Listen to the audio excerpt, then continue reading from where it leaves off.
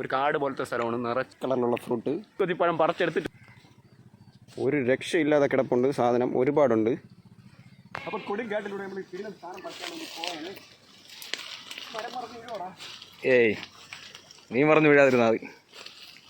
സംഭവം കിടില സ്ഥലമാണ് കേട്ടോ. നമ്മുടെ ഈ മീനൊക്കെ പിടിക്കാൻ വേണ്ടി വരുന്ന സ്ഥലമാണ്. നെയ്യാറാണ്, നെയ്യാറിൻ്റെ തീരത്താണ് ഈ സംഭവം ഉള്ളത്. അപ്പോൾ വേണ്ട ഇതിൻ്റെ ബാക്കൊക്കെ ഇങ്ങനെ മണ്ണൊക്കെ ഇടിഞ്ഞ് പോയിട്ട് മരത്തിൻ്റെ വേരൊക്കെ ഇങ്ങനെ പുറത്ത് കാണാം. അങ്ങനെ ഒരു സെറ്റപ്പിലാണ് ഇവിടെ നിൽക്കുന്നത്. അപ്പോൾ നമുക്കിനി ബാക്കിയുള്ളതൊക്കെ ഒന്ന് പറിച്ചെടുക്കാം.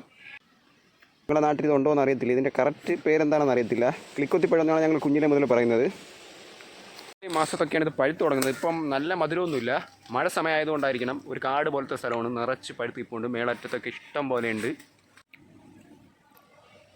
ഇതാണ് നമ്മുടെ റെഡ് കളറിലുള്ള ഫ്രൂട്ട്.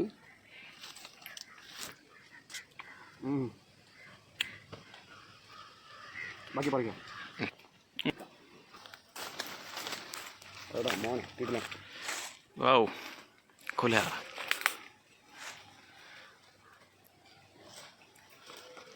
അങ്ങ് വലി.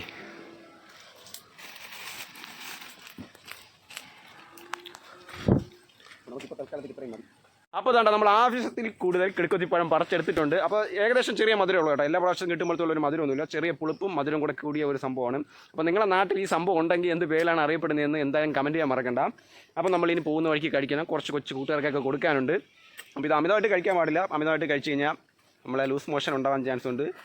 ലൂസ് മോഷൻ കൂട്ടത്തിൽ ബ്ലഡ് പോകാനും ചാൻസ് ഉണ്ടെന്നൊക്കെ ഞാൻ കുഞ്ഞിലെ പറഞ്ഞ് കേട്ടിട്ടുണ്ട്. എനിക്ക് കറക്റ്റായിട്ട് അറിയില്ല. ട്രൈ ചെയ്തിട്ട് പറഞ്ഞാൽ.